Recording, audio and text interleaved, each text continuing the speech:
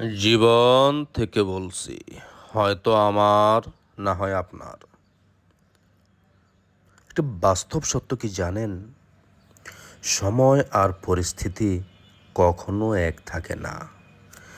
জীবন এমন একটি রাস্তা, যেখানে কখন কে কোথায় থেমে যাবে, কোন মোড়ে আটকে যাবে, তা কেউ আগেই বুঝে উঠতে পারে না।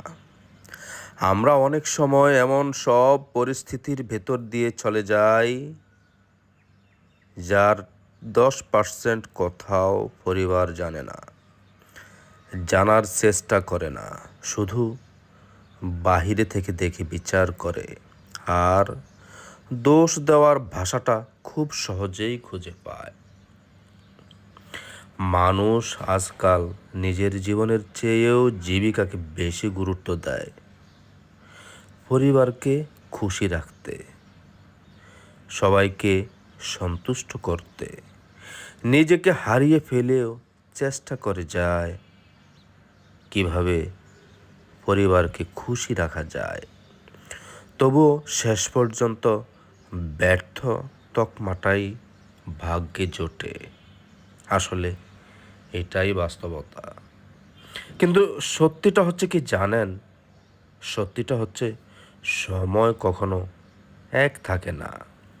আজকের খারাপ দিন আগামীর গল্প হয়ে দাঁড়ায়। তবুও মানুষ ভুলে যায় না, খারাপ সময়ে পাওয়া আচরণগুলো, সেগুলো বুকের ভেতর কোথাও চিরদিনের মতো দাগ কেটে যায়। তাই কথা বলার আগে আমাদেরকে একটু বুঝে শুনে কথা বলতে হয়, কারণ প্রতিটি মানুষই তার অদৃশ্য যুদ্ধটা একাই লড়ে যাচ্ছে।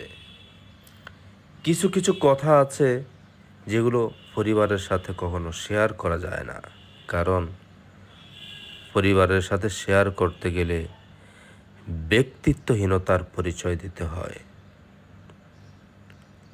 অনেক সময় বাহিরে এমন কিছু ঘটনার মুখোমুখি হতে হয়, যেটা বাসায় এসে কারো কাছে বলাও যায় না।